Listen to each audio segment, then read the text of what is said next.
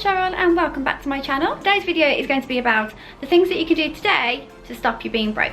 So if you like this video, then hit the thumbs up and click subscribe if you're not already subscribed to me. So let's get into the video. If you just constantly just feel like you have no money, that you're always broke, that you live paycheck to paycheck, then there's literally something that you're doing wrong. You just need to change the way that you live in order for you to get on top of things and to start actually having money in the bank and in your purse, and you feel like that you can just afford things. So you need to have the right mindset to want to change. So there's no point thinking one day, oh, I've never got any money, I want to change, but then you just don't do anything about it. So you have to have the right mindset in order for you to actually achieve the results that you're after. So the first thing that you need to do is look at your expenditure. So everything that goes out in the month. You need to be careful where you're spending your money each month. So every month when you get paid, if you get paid monthly, then you see all of your month's salary in your bank balance and you're just like, oh, I've got loads of money. But you need to put your bills in order first.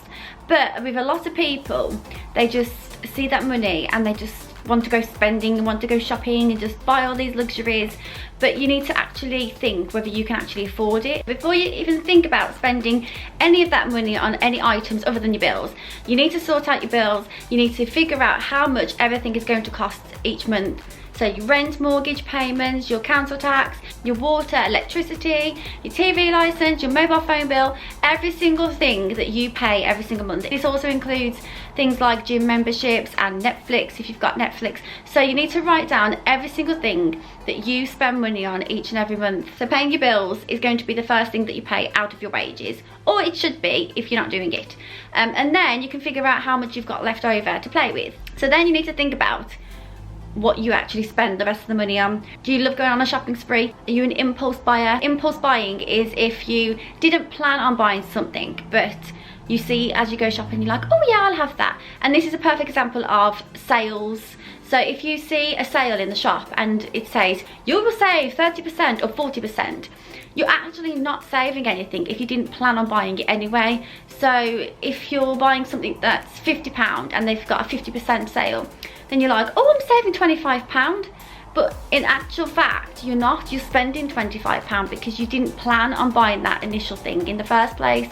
So that's when impulse buying becomes a problem. So if you're planning on buying something and you think, oh, I can afford that next month, then that's fine. As long as you know that you can afford it, then buy that thing. But impulsive buying is the thing that you need to stop doing. Don't go into a shop and just think, yes, I'll buy this, this and this and this.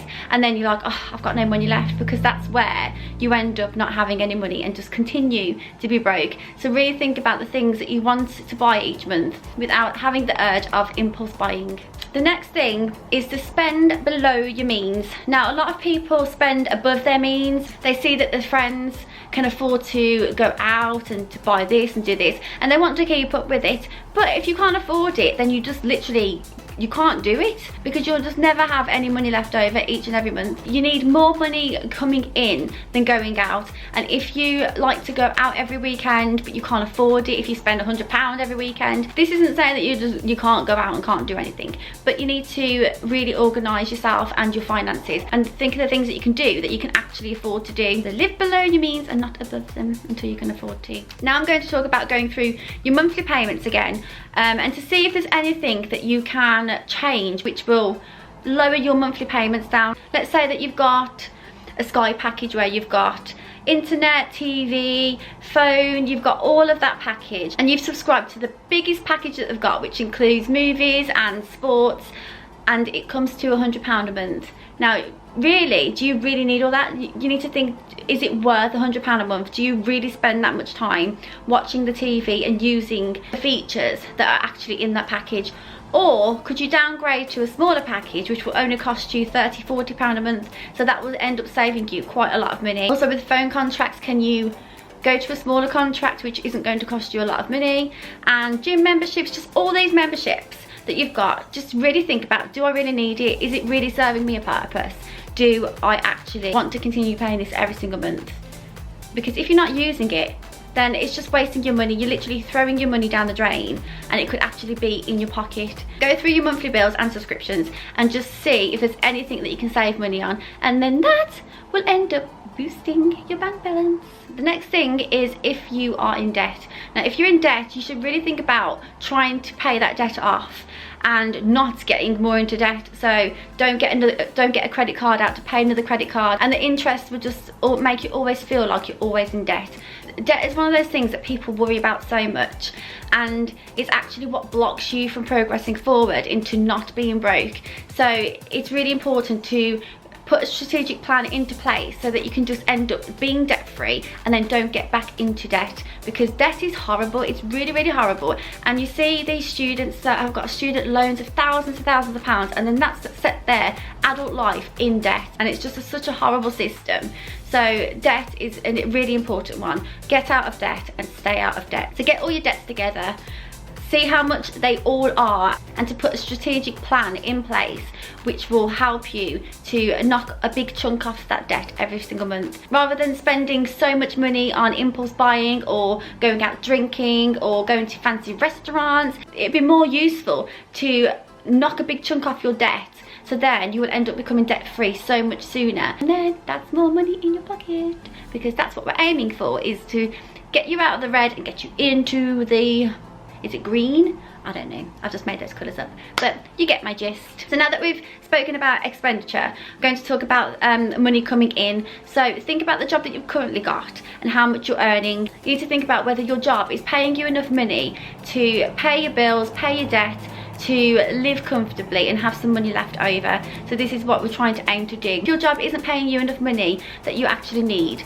then you could start looking for other jobs in the same industry but that pays you more than you're actually earning now. Or if your job is generally that wage no matter where you go to, then you could think about earning a second income. So that could be offering to walk dogs, do dog walking, or do some gardens, window cleaning, do a blog, get something up online where you can start earning money online. That will just start generating an extra income for you. So you need to start earning more and spending less. Now I know people are like, if oh, I work full-time, I don't want to come home and then do another job, but this will stop you from being broke. It will start you being in so much profit and having a lot of money in the bank, which is exactly what you want, because then that'll just set you up and you'll be able to do stuff that you want, and you can then start a business, or you can just do whatever you want. The world's your oyster. You can go and save it for a holiday, you can put it in savings, you can just do anything. If you do a side job that you actually enjoy, then it doesn't feel like a job. So with me, with my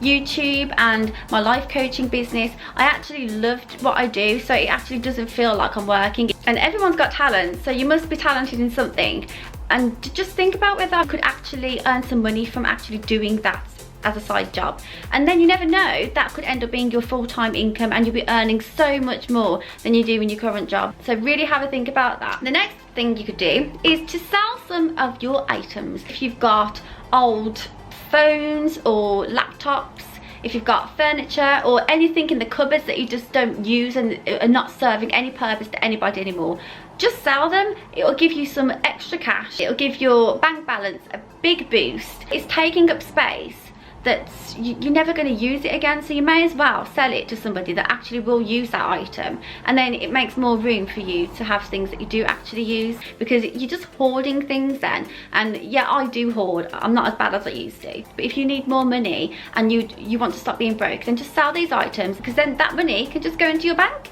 and you'll have more space and just not hoarding anything that you don't need. And the final thing that you could do is save.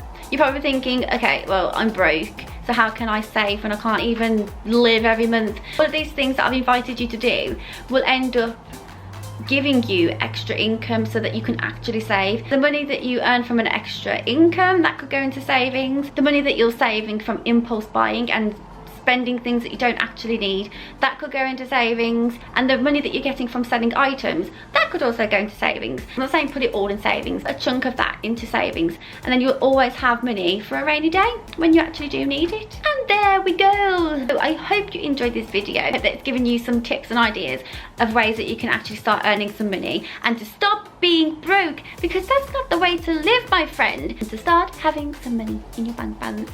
So if you enjoyed the video, hit the thumbs up and click subscribe if you're not already subscribed to me. You can follow me on my social medias, Instagram, Facebook, and I will see you very soon in another video. I hope you all have a wonderful day. Bye!